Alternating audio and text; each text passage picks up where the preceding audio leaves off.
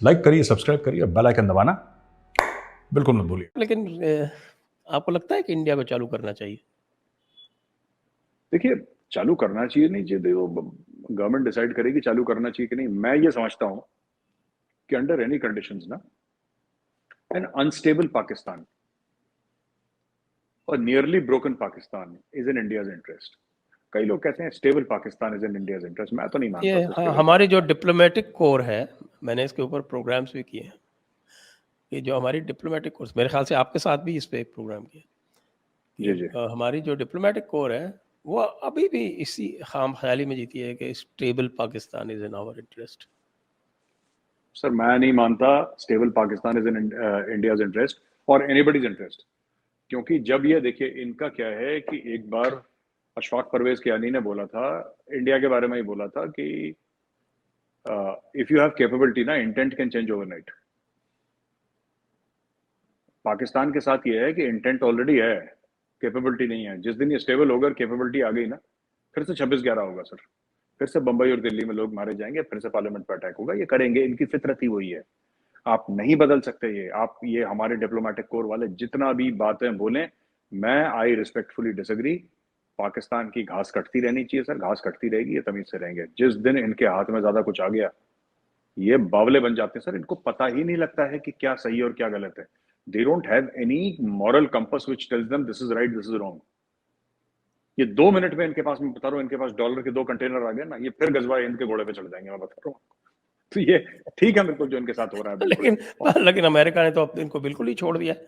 अब अमेरिका तो रीजन से ही बाहर हो गया है। अब उसको इंडो पैसिफिक में इंटरेस्ट है, तो इंडिया में इंटरेस्ट है। पाकिस्तान में तो कोई इंटरेस्ट बचा ही नहीं, तो अब क्या नहीं आप करेंगे? ठीक नहीं आप ठीक कह रहे हैं सर। देखिए, ये क्या करेंगे कि they are biding the time. ये दुनिया को डराने की कोशिश करेंगे। ये कहने की कोशिश करेंगे। मैं अक्सर ये एग्जांपल देता हूँ, but it's a very relevant example, कि जैसे वो वीरू चढ़ता है ना, वो पानी की टंकी पे शोले फिल्म में हम्म। वीरू चढ़ हम्म। जाता है कि अगर हम्म। मैं कूद गया तो मौसी जेल जाएगी, चक्की पीसिंग एंड पीसिंग। That is what Pakistan is doing. कि हमारे पास न्यूक्लियर वेपन है, अगर हमारे न्यूक्लियर वेपन किसी और के हाथ में लगे ना, इनके पास क्या है कि इनका हर समय पाकिस्तान ने दुनिया को ब्लैकमेल करा है सर। इनकी फितरत में धोखा है। देखिए, मैं आपको एग्जांपल दे देता हूं। इन्होंने, अब ये रूस के बड़े बनते हैं ना, भाई बनते हैं, सगे बनते हैं। इन्होंने 79 और 89 के बीच में रूस को धोखा दिया था अमेरिका से पैसा लेके। ठीक है सर। फिर इन्होंने अमेरिका से पैसा लेके तालिबान को धोखा दिया, जब ड्रोन स्ट्राइक में तालिबान को मरवाया। अपने इलाके में उनको शेयर देकर उन्हीं को मरवा दिया अमेरिका से पैसा लेके। फिर इन्होंने अमेरिका से पैसा लेके अमेरिका को धोखा दे दिया। ये लगातार जो म्यूजिकल चेयर्स खेलता है पाकिस्तान, इनकी फितरत में धोखा है। ये इन्होंने, वो जो ज़ईफ था, वो कौन था, वो जो तालिबान का जो एम्बेसडर था पाकिस्तान में, जिसने my life with the Taliban, उसने बड़ी खूबसूरत किताब लिखी है, ज़ईफ, आई थिंक ऐसी कुछ नाम है, मुल्ला ज़ईफ। मुल्ला ज़ईफ ने लिखा है कि Pakistan is a country that has two faces and that speaks with two tongues. Taliban खुद कहते हैं कि तालिबान जैसी जो एक, और it's a terror organisation for all you and I care. Terrorist इन पर भरोसा नहीं करते, कह रहे हैं इतने गए गुजरे हैं। इनका टेररिस्ट कह रहा है कि इनका दीन ईमान नहीं है सर।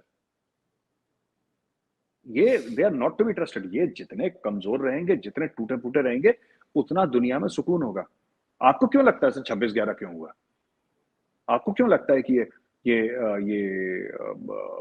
जो खालिस्तान टेरर मूवमेंट जो शुरू हुई पंजाब में या कश्मीर में, ये सब क्यों हुआ? Why did this happen? क्योंकि उस जमाने में इनके पास पैसे आ रहे थे, वहां से दबा के पैसे आ रहे थे। खासतौर से कश्मीर हुआ 1987-89 के बीच में, उरूज पे था। और उसके पहले हम पंजाब में ले सकते हैं, क्या जियाउल हक था वहां पे। बाद में जियाउल हक मर गया, पर ये पूरा ऑपरेशन टोपैक के तहत जो कार्रवाई हुई वो जियाउल हक ने करी। क्यों? क्योंकि जियाउल हक अफगान मुजाहिदीन को पैसे दे रहा था। इसके पास millions of, hundreds of millions of dollars आ रहे थे। ये अमेरिका का गुड बॉय था। अमेरिका ने गारंटी दे रखी थी कि तुम चिंता मत करो, इंडिया को छेड़ते रहो, कुछ नहीं होगा तुम्हें, will take care of you. इन्होंने अपना एटॉमिक प्रोग्राम भी बनाया उसी दौर पे। तो they have taken advantage of everybody. कोई ऐसा नहीं है जिसकी पीठ में इन्होंने खंजर ना घोपा हो सर, और कोई ऐसा नहीं है जिसकी इन्होंने जेब ना काटी हो। सो दे आर लाइक दैट। कोई ऐसा सगा नहीं जिसको पाकिस्तान ने ठगा नहीं, ठगा नहीं।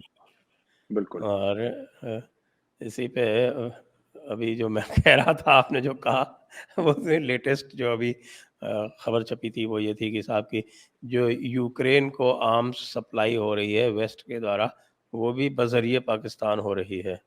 इनके base Rawalpindi as a base use किया जा रहा है।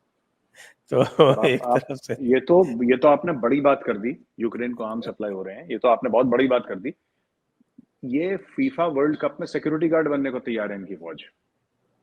ये फीफा वर्ल्ड कप में ये लोग गए, ये पैसे मांग रहे हैं कि कतर में जो फीफा वर्ल्ड कप होगा उसमें हमारी फौज डिप्लॉय होगी। और मीडिया को क्या चूरन दिया है सर कि बिरादराना ताल्लुकात, कि हम बिरादराना इस्लामिक मुल्क हैं, ये हमारे ताल्लुकात हैं इसलिए हम कर रहे हैं। कोई यारी दोस्ती सर कोई नहीं है। वो गाना नहीं है, ये आपने सुना होगा, वो कौन सी फिल्म का, बड़ा वो प्राण साहब का गाना है सर कि कस्में वादे प्यार वफा सब बातें हैं बातों का क्या। ये पाकिस्तान के लिए लिखा गया था सर कि कस्में वादे प्यार वफा सब बातें हैं बातों का क्या। ये सब झूठी बातें। इनका एक एक हाथ गिरेबान पे रहता है और दूसरा हाथ बंदे की जेब में रहता है सर। इसीलिए कहते हैं ना कि Pakistan is an abnormal nation. जी एज ए स्टेट तो इसका एस्टेब्लिशमेंट है विच इज क्वाइट नॉर्मल, लेकिन it is an abnormal nation जो अपने आज भी आइडेंटिटी क्राइसिस में जूझ रही है। और इसलिए उसको अपने नेशन को staying together of the nation में पब्लिक का एट लार्ज कोई इंटरेस्ट नहीं है। जो स्टेट है यानी जो एस्टेब्लिशमेंट है उसका इंटरेस्ट हो सकता है। सर जिस बंदे का नाम सरनेम पाकिस्तानी का सरनेम चौहान हो और वो कहे कि मेरे एंसेस्टर्स अरब थे, that man has a very deep mental problem sir.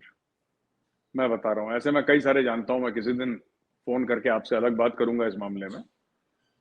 मतलब तुम्हारा नाम चौहान है और तुम्हारे बाप दादा मोहम्मद बिन कासिम के साथ आए थे घोड़े पे बैठ के। ठीक है, आए होंगे सर, आए होंगे।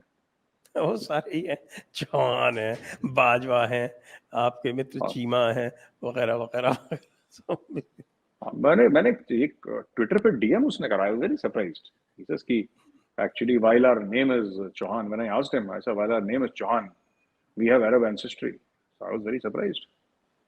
नहीं वो Kamar Cheema says I am Jat and he is very proud, he is very proud Kamar Cheema. और मैं एक और बात बताऊं सर, ये पढ़ा लिखा बंदा है ये। आप इससे वैसे ऑफ टेलीविजन बात करें तो ही इज वेरी वेल। टेलीविजन पे तो बिल्कुल टाइट रहता है बहुत। टेलीविजन पे कहाँ सर, वो टेलीविजन है ही ऐसा ना कि लड़ा देते हैं लोगों को, but outside of television he is very smart so that he is an intelligent guy. जी तो चलिए आज की फिर बातचीत हम यहीं बंद करेंगे। और मैं दर्शकों को और आपको भी सूचना देना चाहता हूँ कि जो इस वर्ष का जो वार्षिक समारोह है जयपुर डायलॉग्स का, वो जयपुर में होगा फिजिकल इस बार, केवल अब वर्चुअल नहीं होगा, इस बार हम फिजिकल करेंगे। तो उसमें सभी दर्शकों से अनुरोध है कि आप भी इसको देखें, और मेजर साहब आपसे भी अनुरोध है कि आपको उसमें आना है। 5 और 6 आप बुलाएं और आप बुलाएं और हम ना आए सर, ये ऐसा नहीं हो सकता। I will show you. आप block the dates please. Lock कर दिया जाए सर, लॉक कर दिया जाए। थैंक यू सभी को, बहुत बहुत धन्यवाद। जय Hind, Vande Mataram. Thank you for watching. Please don't forget to like, share and subscribe.